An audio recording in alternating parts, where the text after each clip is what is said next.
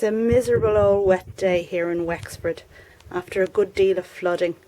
So I'm not going to be out in the garden today. We're going to take a trip into the house and we're going to have a look at the orchids, the ones that are in flower at the moment. And now we're going to have a look at a Miltonia.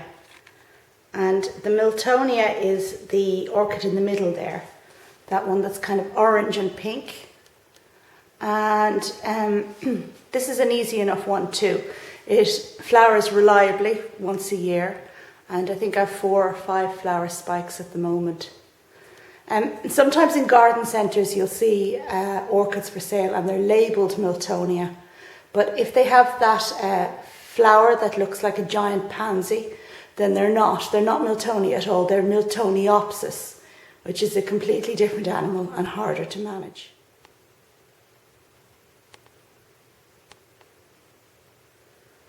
This is a Vanda Coerulea, and I don't know, can you see that? But there's actually a bee on it, indoors in November. I don't want to go in too close, it'll come out of focus, but he seems kind of comatose at the moment. Anyway, this is a Vanda, and Vandas are a little bit more difficult to manage for a couple of reasons. And one is that they kind of hang with their roots all exposed like that. And that means you have to keep the roots hydrated. It means spraying, and of course that's more difficult. And the other thing about Vandas is they like warmer temperatures, warmer than my house really. But this particular one, the Coerulea, is different. It can take cooler temperatures, so that's why I've gotten away with it here, and that's why it's flowered for me. It's got really, really gorgeous kind of flowers, like a little man in bloomers. Look at that.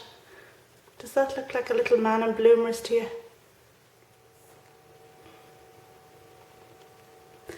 Now we're having a look at a shadier corner of the kitchen, and over here we have the Paphiopedilum, and this one is just opening. It's not quite opened yet, but it's Maudiae Vinicolor, so Paphiopedilum Maudiae Vinicolor, and it's very regal looking.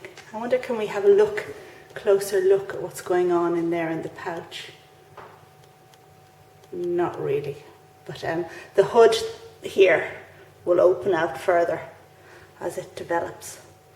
But what I really wanted to show you is this little fella over here, and let me just hold up one of the flowers so you can see. Okay, this is Pionocchio, and he's a complete dote, a non-stop flowerer. Since my friend Liga gave me this, I think last autumn, it's been in flower completely non-stop since then. No word of exaggeration. So it's a great one to get, you know, if you have a small space and you want something that's going to prove its worth. So that's Paphiopedilum Pionocchio.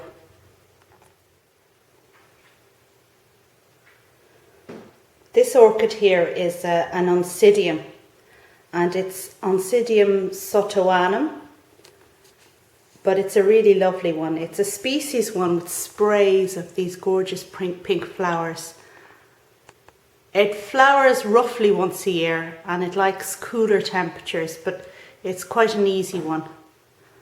And it's just going out of flower now, but I had 10 flower spikes here earlier on in the year. And let's see if I can get you the close-up of the flowers.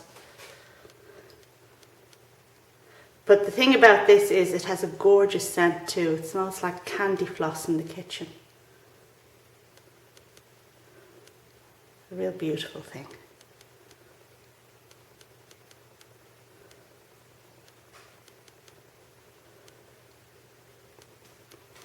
Oncidium sotoanum.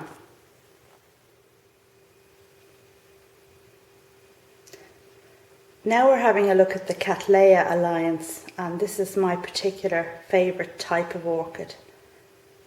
And what we're looking at is an intergenetic hybrid. So it's a hybrid between Brassiolaeliocattleya and Cattleya, and that's why this orchid is a Brassiolaeliocattleya, BLC for short, and definitely not to be confused with BLT, which of course is a sandwich. But the reason why I love this particular type of orchid is that they seem to suit the conditions in my house very well.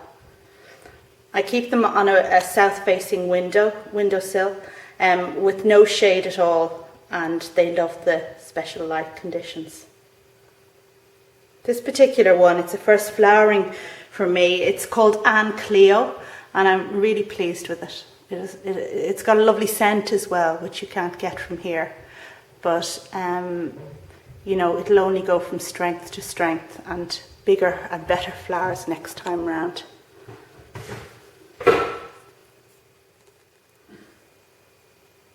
Now we're having a look at another great value for money orchid.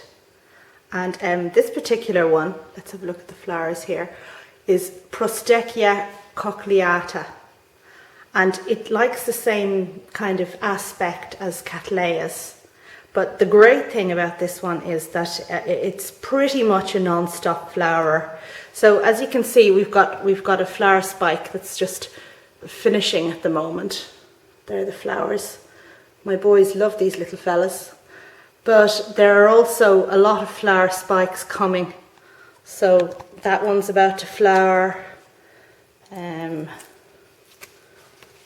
Let's see where, there's about 3 more on the plant here, just about to come. So it's one that just keeps going on and on and on.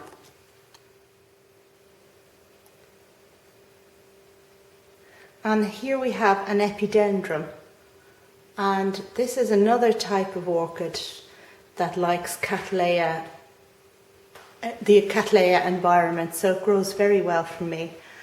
Flowers roughly once a year, and just really quite a reliable flower. It's a tall plant. Let's see. Small pot, tall stems, and it gets these big ball-like clusters of flowers. See what they look like there?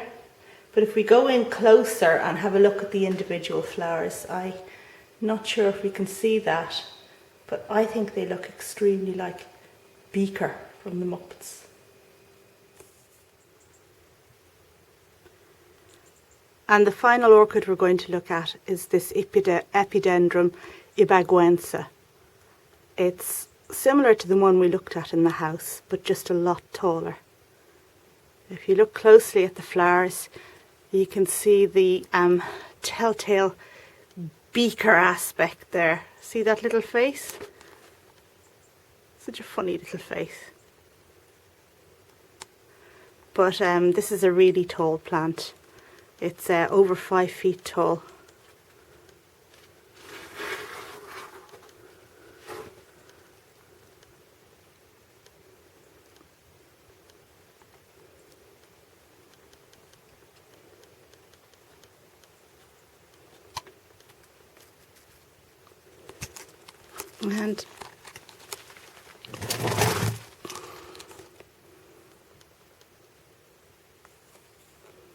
And this one stays in the greenhouse where there's temperatures of about a 5-degree minimum.